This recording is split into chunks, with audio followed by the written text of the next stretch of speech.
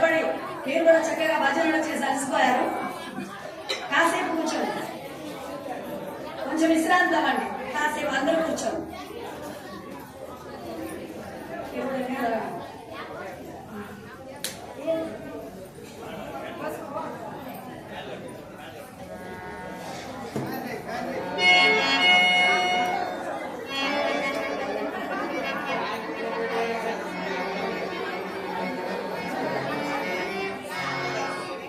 బండి శ్రీ ఆనందరెడ్డి గారు కార్యనిర్వాహకులు, వాళ్ళ ద్వారా పెరుమాళ్ళపల్లి గ్రామ పంపకం 20,116 దేవస్థానం మనకు గారి క్లాప్స్ కొట్టాడు అందరూ కూడా. 20,116. అలాగే దాస్ గారు కూడా 100 రూపాయలు బహుకరించారు. పెరుమాళ్ళపల్లి గ్రామ పంపకం శ్రీ బండి ఆనందరెడ్డి గారి తరఫున కార్యనిర్వాహకులైనటువంటి వారి తరఫున గుడికి 20,116. ద్రౌపది మాత వారిని వారి కుటుంబ సభ్య సర్వదా రక్షించాలని స్వామి వారిని కోరుకుంటున్నాను. వారి కాసేపు కూర్చోండి, 10 నిమిషాలు కూర్చుంటే ఈ ఘట్టం పూర్తయిపోతే రేపు కుంతికర్ణ సమాధం, కురుక్షేత్రం, వీరాభిమన్యు రేపు ముఖ్యమైనటువంటి యుద్ధ ఘట్టాలన్నీ. రేపు ఒకరోజు అందరినీ చంపారు. రేపే తప్పదు, బలంగా తినేసిరండి, లేదా ఇక్కడే బలంగా తినండి. అందుకే మీరు అలసిపోకూడదని బలంగా ఇక్కడ అన్నదాన కార్యక్రమాలు కూడా ఏర్పాటు చేశారు. సాంబారు బాగుంది, ఉర్లగడ్డ ఇంకా బలం, అరటికాయ కూడా మంచిది, బాగా తినండి. మరి కాసేపు 10 నిమిషాలు ఈ రోజు కూర్చోవాలి. ఆ రోజు రాత్రి అక్కడ కలిపి తెల్లవారిగా స్వామి వారి రాయవారిగా బయలుదేరారు. అందరూ స్వాగత సత్కారాలతో స్వామి వారిని ఆహ్వానించగా సభలో స్వామి వారు ఇలా చెప్తున్నారు. ఇతరుల వారిని ఆశీర్వదించి వచ్చారు. మానిత సుచరిత్ర మామా సజవతి గోత్ర మానిత సుచరిత్ర మామా తమ్ముని కొడుకులు సాగపాలి మరి అటుల ఇష్టపడవదేని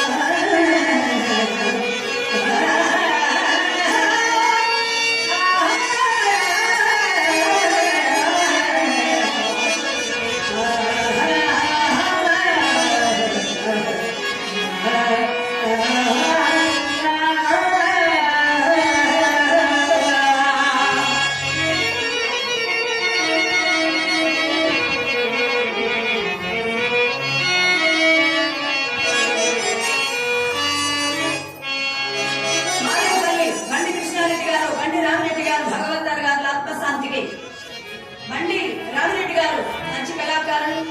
వాళ్ళ అమ్మాయి కూడా రెడ్డమ్మ భగవతారిణి, ఆమె కూడా దేవస్థానంలో మంచి హరిదాస్. ఈ ఏరియాలో మంచి కళాకారులే ఉన్నారు. అమ్మవారి ఆశీర్వాదం దండిగా ఉంది. ఇక్కడ ఉన్నంతలో అందరూ బాగున్నారు. అమ్మవారి స్థానబలం కూడా ఉంది. అలా మంచి కళాకారుడు కళలు కన్నాడు. వాళ్ళ అమ్మాయిని హరిదాస్ చేయాలని ఆయన కళలకు తగ్గట్టుగానే వాళ్ళ కుమార్తె మంచి హరిదాస్ అయింది. తిరుమల తిరుపతి దేవస్థానంలో ఉంది అమ్మాయి. అలాగే మారేపల్లి బండి కృష్ణారెడ్డి గారు, బండి రామిరెడ్డి గారు భగవతారు. వాళ్ళిద్దరి ఆత్మ శాంతి కోసం వాళ్ళ కుమారుడు బండి శ్రీ శంకరెడ్డి బోర్వెల్స్ వారు దాస్ గారికి 200 బహుకరించారు. అలా మంచి మనుషులు కూడా వీరు. ఆ ఊర్లో చాలా సార్లు వాళ్ళ ఇంటికి కూడా వెళ్ళారు. ఇంకొక ఆయన ఎరగమరెడ్డి ఉన్నారు, తబలిస్టుడు మారేపల్లిలో. తబలిస్టు కూడా ఆయన చాలా మంచివాడు. వాళ్ళ ఇంటికి కూడా భోజనానికి వెళ్ళాను నేను. ఆయన చాలా మంచి మనిషి కూడా. నన్ను వాళ్ళ ఇంటికి కూడా ఆహ్వానించారు. మంచి వాళ్ళు వీళ్ళందరూ కూడా గుర్తుంచుకోవలసిన వాళ్ళు. ఇలా వారికి కూడా నేను ఈ సందర్భంగా ఆత్మశాంతి కలగాలని కోరుకుంటున్నాను. వీరు కూడా మంచి మనసుతో పెద్దల పేరు చెప్పి 200 బహుకరించారు. దేవదేవుడు వారిని అందరినీ సర్వదా రక్షించాలని స్వామి వారిని కోరుకుంటున్నాను. జై మామా కౌరవులు పాండవులు కలిసి పాల్గొనే వాళ్ళే ఉండాలనేది మా కోరిక.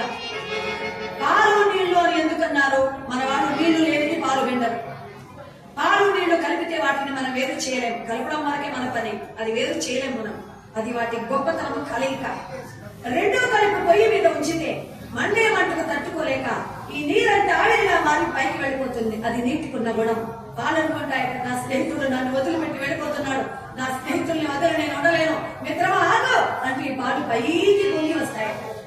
దాన్ని మించి అని వెళ్ళలేదు. అయ్యో, నా మిత్రుడిని చేరుకోలేకపోతున్నాను, నాకు ఈ బ్రతుకు ఎందుకు అని మంటల్లో దూకబోయే సమయంలో మన వాళ్ళు చూసి అరే పాలు పొంగిపోతున్నాయని కొన్ని నీళ్లు తీసి పాలలో చల్లేస్తారు. అప్పుడు ఆ పాలు ప్రశాంతమైపోతాయి. నా మిత్రుడు మరలా నా కోసం వచ్చాడని ఒకరి కొరకు ఒకరు. అలా అన్నదమ్ములైన భార్యభర్తలైనా కలిసిమెలిసి ఉండాలి. మామా, మొదటి నుంచి నీ కుమారులు మంచి కార్యాలు కనిపిస్తున్నారు. అట్టి మూర్ఖులకు నీ కుమారుడు దండించి ఈ జగతింగల రాజ్యములందరూ నీకు బాధాక్రాంతులు నడుచున్నట్లు గావించుకొను. ఇట్టి ఎడ నీ ఉపేక్ష పరుండవగినడ నీకే గాక నీ కుమారులకే గాక ఈ భూ ప్రజలకెల్లరికూ నువ్వు చెప్పు వాక్యం. మామ, కౌరవ పాండవులలో ఎవరికి దుర్మరణం కలిగిన దుఃఖము నీకే సంభవించిన. మామ, నిన్న అశేష రాజ్యములలో మహోన్నతముగా చేయదరించి ధర్మజుడు జరిపిన రాజసీయ యాగానికి వెళ్ళిన నీ కుమారుడు దయాది దేశముతో మోసముతో నయవంచనతో కుట్రతో కుతంత్రముతో కుటిల మనస్కులై పాండవుల రావించి మాయచూత వేర్పాటు గావించి సిరి సంపదలు హరించి పైపుచ్చు సవారంగ మధ్యమున పాంచాలి దేవుని పరాభవించి అడవుల గంభించి ఆనందించారు నీ బిడ్డలు. అన్నీ గుర్తించి ధర్మరాజు తమ్ముల కోపావేశములుడిపి వంశ నాశనానికి వెరచి ధర్మంగా అర్ధరాజ్యాన్ని అర్థిస్తున్నారు. అర్థించిన అన్నదమ్ములకు అర్హమైన భాగాన్ని పంచిపెట్టడం ఎంతైనా సమంజసము మామ అంటూ అంటున్నారు. మామ, పెంచితే పిల్లల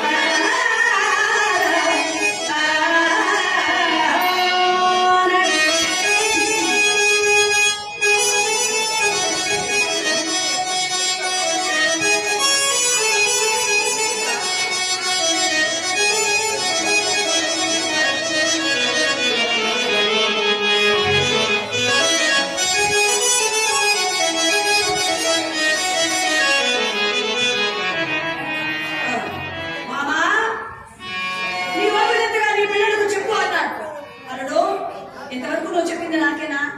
నాదేముంది నాయన, బుద్ధిమాన్ని కళ్ళు లేని వాడిని. ఆ రోజు ధర్మరాజు రాజైతే కాదన్నానా? తర్వాత దుర్యోధనుడు రాజైతే వద్దన్నానా? అలనాడు పాండురాజు రాజైతే కాదన్నానా? నాదేముంది, ఉన్నాడు దుర్యోధనుడు అడుగు అన్నాడు. అవునా మామ, కళ్ళు లేవని తెలివిగా తప్పించుకున్నావు. తల్లి గుట్టు మేనమామకు తెలియదా, నీ సంగతి బాబు తెలియదా?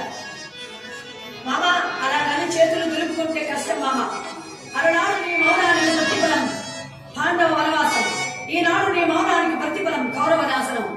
తనయుల విని చేతావో లేక హీనయులతో నేమిని స్వతోత్రియ చదవో చర్మపదారిని లేని అనియము వంశక్షయమునకు పురా.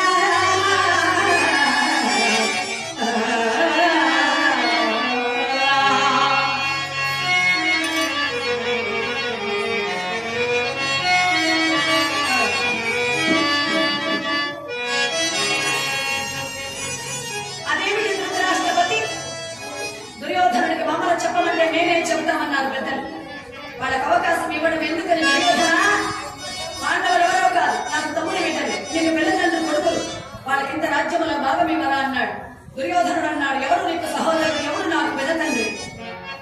యమధర్మరాజా, ఇంద్రుడా, వాయువా, అశ్వనీ దేవత, పాండరాజా, ఎవరు కోరుకున్న వారికి సామ్రాజ్యముల భాగం ఇచ్చి శతశృంగ పర్వతమున జన్మించిన పాండవులకు రాజ్యముల భాగం ఇచ్చి శృంగ భంగములకు ఈ దుర్యోధనుడు చేతకాని వాడు కాదు, చావలేని వాడు కాదు, ఇచ్చే ప్రసక్తి లేదు.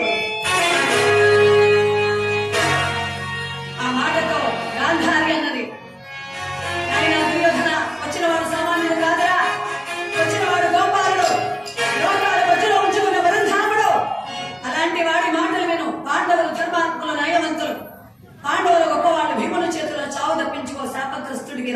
ఇది జరాసంద హిడింబ కీచక భీమ నీవు సమాన బలవంతుల ఎవరి చేతిలో ముందు చేస్తే తక్కిన వారు వారి చేతిలో చావాలరా. నా మాట వినరా, 100 మందిని కన్నారా, పాండవులతో విరోధము తగదరా అన్నది గాంధారి. కర్ణుడన్నాడు, ఏమ్మా కన్న బిడ్డకు పిరికి మంది పోస్తావేమిటమ్మా అన్నాడు కర్ణుడు. ధృతరాష్ట్రుడు అన్నాడు, ఒరే భార్య భర్తలకే పెడతా ఉండవు, నువ్వు తల్లి బిడ్డలకే పెడుతున్నావు, అన్నదమ్ములను నువ్వేమి కలవనిస్తావురా అన్నాడు. ధృతరాష్ట్రుడు తండ్రి నా భరిపురాణమైన కర్ణుని వారు మాట్లాడకండి, మరేం అనకండి అన్నాడు. అమ్మా గాంధారి, మీరు చెప్పినట్లు శాపగ్రస్తులను మేము. జరాసంద హిడింబ కీచక భీమ దుర్యోధన సమాన భగవంతుడు. ఇదివరకే అందరూ చచ్చారు, మిగిలింది నేనే. అంటే పాండవులకు సామ్రాజ్యములు భాగం ఇచ్చినా చస్తా, ఇవ్వకపోయినా చేస్తా. అలాంటప్పుడు ఇచ్చి ఎందుకు చావాలి, ఇవ్వకుండా నేను చేస్తా. ఆనాటి నుంచి ఈనాటి వరకు రాజ్యము కనిష్ఠులని అన్నావు కావచ్చు. ఒకనాడు ప్రదీప మహారాజు గారికి పుట్టిన వారిలో పెద్దవాడు దేవాకి రోగిష్టి, చిన్నవాడు బాకులీకుడు అత్తవారింటికి వెళ్ళాడు. కావాలి చిన్నవాడు సంతనుడు రాజయ్యాడు. శంకర మహారాజు గారికి పుట్టిన వారిలో పెద్దవాడు భీష్ముడు ప్రతిజ్ఞ చేశాడు కాబట్టి చిన్నవాడు విచిత్ర వీరుడు రాజయ్యాడు. విచిత్ర వీరుడికి పుట్టిన వారిలో పెద్దవాడు ధృతరాష్ట్రుడు అల్లుడు కాబట్టి చిన్నవాడు బాండురాజు రాజయ్యాడు. మరి నేను అంధుడనా, చేతగాని వాడినా, క్షేమలేని వాడినా, అసమర్థుడినా, అనామకుడినా, ఎదిరి వారి పాండవులకు రాజ్యం. నాయన ఊరికనే పాండవులకు రాజ్యం ఇవ్వడం ఇష్టం లేకపోతే తులారణం ఏర్పాటు చేద్దాం. కర్ణుడికి అర్జునుడికి తులారణం. కర్ణుడు గెలిస్తే రాజ్యం అనేది, అర్జునుడు గెలిస్తే రాజ్యం ధర్మరాజు. ఆ పని చేద్దామన్నాడు. మీరన్నట్లుగా కర్ణార్జునులకు తులారణమే ఏర్పాటు చేస్తే నా బహిపురాణమైన కర్ణుడే జయించగలడు నాకు బాగా తెలుసు. అప్పుడు మీరందరూ నలుగురికి 4 కోళ్ళ మరి మీరు పుష్టింపరా. పాండవులు 5 మందిని చంపిన ఈ పాపాల గోపాలు నా దీపాలన్నీ అర్పించి భూపాలని ముందుగా అప్పగించగలడు. సప్త మహారసనాలలో నీచాతి నీచమని చూడమని తెలిసి చతుష్టిక రాజు సాధనకు నేను ఆడలేదే. ఆది తెలియకనా, ధర్మము తెలియను గనుక. ఆయనలో 13 సంవత్సరాలు జూద నియమాన్ని ఎందుకు పెట్టారో తెలుసా? 13 సంవత్సరాలు రాజ్యం పరాధీనమైతే అటు తర్వాత శాశ్వతముగా అర్హత లేదన్న ధర్మము తెలియను గనుక. ఆయనను అలనాడు ద్రౌపది కోరుకున్న కోరికలు 2. ఒకటి తన దాస్యముక్తి, రెండవది నలుగురు భక్తుల దాస్యముక్తి. అలనాడు ద్రౌపది తన దాస్యముక్తిని కోరడం లేదు, మా తండ్రి గారు ఇవ్వడం లేదు. అర్హత లేని రాజ్యాన్ని, ఓడిపోయిన రాజ్యాన్ని వాడు అడిగినట్టుగా ద్రౌపదిని మేము కోరుకున్న సిగ్గు లేక మాకు అప్పగించగలరా?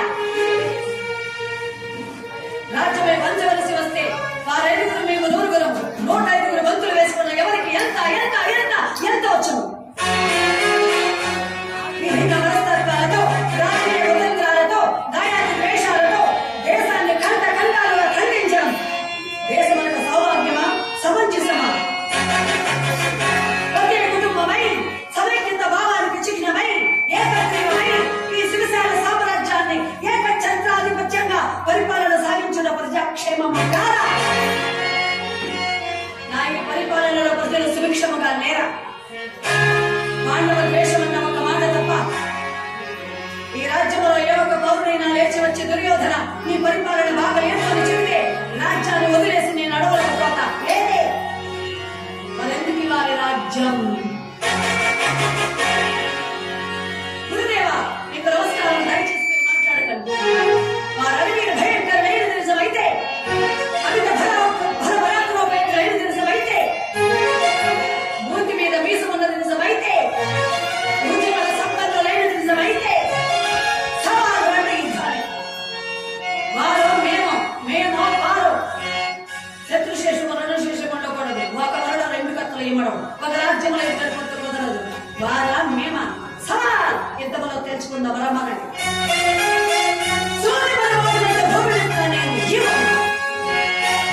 గురుదేవా మీకు నమస్కారం, దయచేసి మాట్లాడుకోండి. కర్ణుడు అన్నాడు, ఈ బాబాలను నమ్మి ఎవరు బాగుపడ్డారు కాబట్టి వాళ్ళని నమ్మి ఎందుకు దండం పెడతా, వాళ్ళని నమ్మొద్దు. తిని ఇంటి వాసన లెక్క పెట్టే వాళ్ళు వీళ్ళు అన్నాడు కర్ణుడు. అశ్వత్థామ లేచాడు, రే వస్తాడురా నీకు మొగుడు యముడు యుద్ధంలో అర్జునుడు, అంతవరకు ఆగరా? బ్రాహ్మణోత్తమను నిందిస్తావురా? వస్తాడు నీకు యముడు. తండ్రి కృపాచారిగా బావగారు మర్యాద లేని సభలో మనం ఇక్కడ వద్దు లేవండి అన్నాడు. అశ్వత్థామ లేవండి వెళ్దామన్నాడు. ఆగండి ఆగండి ఆగండి ఆగండి. 2 మాటలే. తర్వాత ఉత్తరకొకరు కూడా ఇక్కడ జరుగుతుంది. ప్రత్యక్షంగా ఆకులు కోసుకెళ్ళచ్చు, అది కూడా చూసుకున్నాడు ఎదురుగాని. ఆగండి, 2 మాటలు చెబుతా, తర్వాత అందరూ వెళ్ళిపోదాం. అశ్వత్థామ కూర్చో. వచ్చినప్పటి నుంచి వెళ్ళాలి వెళ్ళాలి వెళ్ళాలంటే ఎట్లా? అందరూ పోయేవాళ్ళే, అందరూ పోతాం. కాకపోతే కొంచెం వెనక ఉండాలి, వెళ్ళిపోతాం.